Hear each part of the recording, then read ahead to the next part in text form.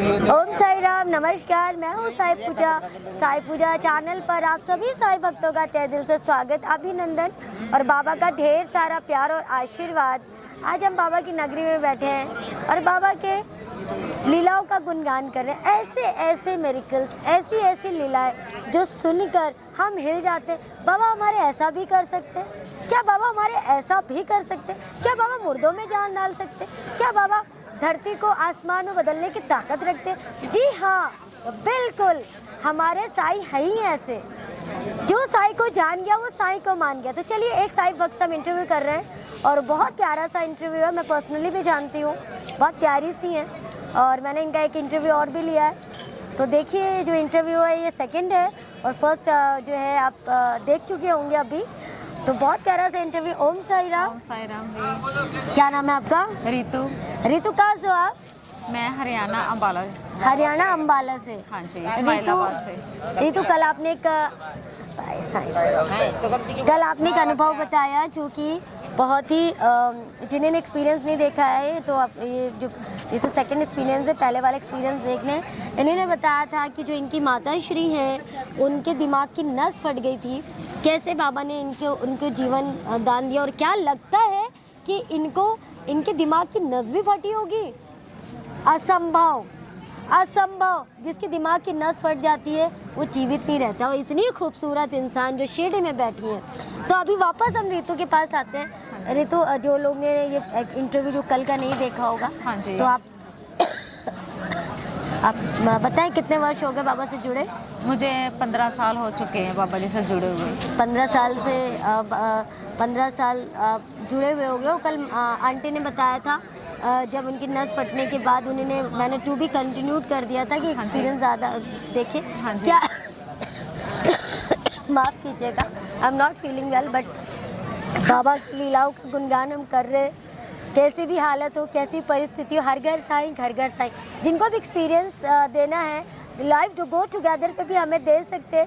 9918073846 पर घर बैठ के भी आप इंटरव्यू कर सकते हो। क्या हुआ था हादसा, कैसे हुआ था, कैसे आपके साथ इतना बड़ा हादसा हुआ? मेरा अपना सलून है, तो मैं सलून पे काम करके शाम के टाइम 6:30-7 बजे का टाइम था कि मैं वहाँ से घर आ रही थी अपनी स्कूटी पे। तो स्कूटी पे मतलब बस बिल्कुल कब की बात है ये अभी 2-3 ही साल हो चुके हैं इस बात को। तो नवंबर की बात है, ये 5 नवंबर की बात है ये। मैं वहाँ से घर आ रही थी, तो आते हुए टाइम मैं बिल्कुल घर के पास पहुँच गई थी। सिर्फ 5 मिनट का रास्ता रह गया था और कोई गलत साइड से मतलब बाइक लेके आ रहा था। उसने मेरे बिल्कुल ही, मुझे तो ऐसे लगा जैसे कुछ दिखा ही ना हो, और अचानक से हम इतनी ज़ोर से टकराए। बस बाद में तो मेरे को सिर्फ होश तब आया कि मेरे आईज से ब्लड इतना ज़्यादा निकल रहा था। मेरे को समझ नहीं आ रहा था, अंधेरा था, मुझे समझ नहीं आया ना, मेरे को पता लगा भी मेरे साथ हुआ क्या है उस टाइम। और मेरे आसपास वो जान पहचान का कोई मिल गया, उसने मुझे देखा, उठाया, फटाफट हॉस्पिटल लेके आए। मेरे घर वालों को बताया उन्होंने। जैसे मेरे को हॉस्पिटल में लेके गए, घर के पास ही हॉस्पिटल था जो, उनके पास लेके गए। उन्होंने मेरे आइज़ देखी, काफ़ी आइज़ मेरी कट चुकी थी यहाँ से, काफ़ी मेरे आइज़ पता नहीं कैसे कट गई ऊपर से। तो उन्होंने फटाफट टांके लगा दिए मुझे, पर मेरे नाक और कान से ना काफ़ी ब्लीडिंग आ रही थी और मेरा ये शोल्डर मेरा ये टूट चुका था। Oh my God. तो ये टूटने की वजह से मेरा पासा ही नहीं हिल रहा था, बिल्कुल भी पासा हिल ही नहीं रहा था। मेरे कान नाक से इतनी ज़्यादा ब्लीडिंग आ रही थी। मेरे आसपास सारे जने खड़े थे, मेरी बेटी खड़ी थी, मेरी मम्मी डैडी, मेरी पूरी फैमिली सब खड़े थे वहाँ पे। और मुझे कुछ समझ में नहीं आ रहा। डॉक्टर ने इनको बोला कि इनके नाक और कान से ब्लीडिंग आ रही है, तो आप इसको सीधा PGI ले जाओ आप। ओहो। तो इनका CT स्कैन वगैरह करवाओ, भी बाहर ले जाओ इसको। बस उस टाइम जब उन्होंने ये बोला ना PGI ले जाओ, एक बार तो मेरे को ऐसा लगा कि रितु तू नहीं बचेगी, क्योंकि उस समय आप अनकॉन्शियस थी। हाँ, मुझे ये था कि मैं नहीं बचूंगी, क्योंकि कान नाक से ब्लीडिंग आना तो एक तरह से हो जाता है कि बस अंदर रोनी चोट लग चुकी है अंदर सिर में, और बचना मेरा मुश्किल है। पर इनकी तरफ देख के ना मुझे अपने बाबा दिखे। मैंने उनको हिम्मत दी, मैं कहा तुम घबराओ नहीं, मेरे साईं जी मेरे साथ है। ये वर्ड्स थे आपके। हाँ जी, मैंने उनको बोला कि तुम घबराओ मत, साईं जी हैं मेरे साथ, तुम घर चले जाओ। पर ये नहीं गए। इन्होंने सब ने मुझे हॉस्पिटल आगे पीजीआई की जैसे रेफ़र किया। मेरे को जैसे गड्डी में इन सब ने पकड़ के बैठाया।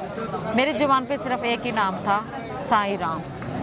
जब तक मैं हॉस्पिटल नहीं पहुंची ना दीदी, मैं उस टाइम तक साईं राम साईं राम साईं राम साईं राम करती रही मैं। और उन्होंने, मेरे भाई ने क्या किया, अभी रात का टाइम ज़्यादा हो गया था, 8:30-9 बजे का टाइम हो गया था। उन्होंने सोचा अभी पीजीआई तक पहुँचते पहुँचते देर ना हो जाए। मेरा भाई इतना ज़्यादा घबरा गया कि उन्होंने मुझे पास के हॉस्पिटल अम्बाला में ही दाखिल करवा दिया। अम्बाला जैसे ही उन्हें सिविल हॉस्पिटल में मुझे लेके गए तो वहाँ पर मेरा चेकअप करवाया CT स्कैन में। तो मेरी अनहोनी काफ़ी चोटें लग चुकी थी सिर में। तो उन्होंने बोला कि ऐसे ऐसे करके भी पास में एक और डॉक्टर है, सिर का ही था वो हॉस्पिटल हड्डियों का, तो उसमें मुझे दाखिल करा दिया। तो मेरे को उस टाइम बस जैसे थोड़ा ऊपर देखती, चक्कर इतने ज़्यादा चक्कर कि मुझे कुछ समझ में नहीं आ रहा था। मैं रो रही थी बैठ के अपने भाइयों के सामने कि बस मुझे बचा लो, कि मेरे सिर में इतनी ज़्यादा मेरे को चक्कर, पेन, और सिर इतना ज़्यादा दुख रहा था, भारी हो रहा था। पर मेरी जुबान पे सिर्फ मेरे साईं जी थे। जैसे जैसे मैं साईं का नाम लेती रही, और 3 दिन के अंदर सिर्फ दीदी आप मानोगे, 3 दिन में मेरे साईं जी ने मेरा इतना साथ दिया कि 3 दिन में उन्होंने मेरे को खड़ा कर दिया। 3 दिन में दवाई का ऐसा चमत्कार, मतलब कह रही हूँ कि जैसे बाबा जी ने मेरे में अंदर इतनी जान डाल दी, पावर डाल दी कि मैं 3 दिन में ना अपने आप को मतलब कि महसूस करने लगी कि मेरे अंदर पता नहीं कहाँ से जान आ गई है, ताकत आ गई है। मेरे को पता नहीं लगा उस टाइम। मेरे को 3 दिन में ही डॉक्टर ने बोला कि बहुत अच्छा कवर किया है इसने, बहुत ज़्यादा कवर किया है, कि जान ना उम्मीद थी कि सिर में चोट लगी है, अभी आगे भी जाना पड़ सकता था, फ्रैक्चर थे काफ़ी, पर वो 3 दिन में मैंने बहुत कवर किए।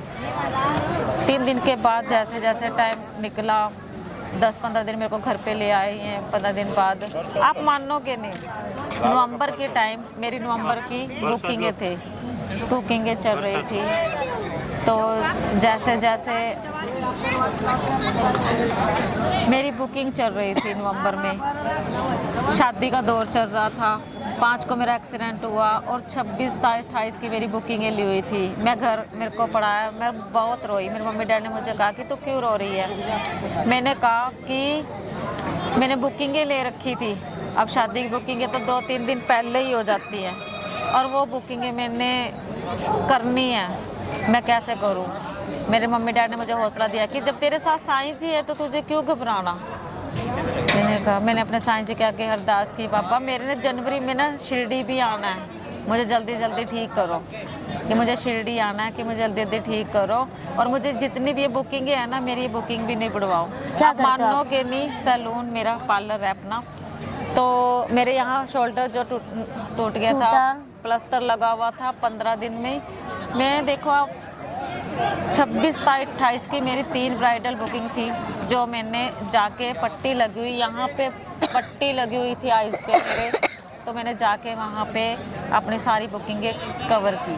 क्या बात है, क्या बात। सारी साईं जी के नाम से लेके मैंने वो सारी बुकिंगें एक आंख से और एक टूटे हाथ से आपने काम किया। मैंने काम किया। मेरे को ये था कि हौसला, मैंने पूरा हौसले के साथ मैंने वो काम किया कि मेरे साईं ने मुझे नया जीवन दिया, आप मानोगे, शक्ति दी। 5-5, 10-10 लड़कियां साथ में तैयार की, ब्राइडल के साथ मैंने वो भी तैयार की।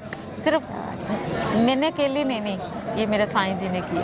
बिल्कुल बिल्कुल बिल्कुल। और फिर इतनी हिम्मत दी मुझे कि जब मुझे शिरडी आना था, मेरे मम्मी डैडी ने मुझे मना कर दिया, क्योंकि जनवरी में मेरी टिकट थी, 1 ही महीना था, और जब भी मैं थोड़ा ऊपर देखती पर चक्कर मेरे हट नहीं रहे थे। दवाई मैं खा रही थी रूटीन, डॉक्टर से चेकअप भी करा रही थी, तो वो कह रहे थे भी हो जाएगा, ठीक हो जाएगा, पर मेरे चक्कर नहीं हट रहे थे दीदी। मेरे को पता है, मैं जब भी थोड़ा सा भी ऐसे देखती मेरे को चक्कर आते। जब मेरे को जनवरी में डैडी ने मना कर दिया भी शिरडी नहीं जाना, मैंने कहा चाहे मुझे व्हील चेयर पे जाना पड़े पर मैं शिरडी जाऊंगी। क्या बात है। मुझे डैडी ने बोल दिया ट्रेन में तुझे चक्कर आएंगे, कैसे जाएगी। मैंने कहा नहीं, मुझे जाना है।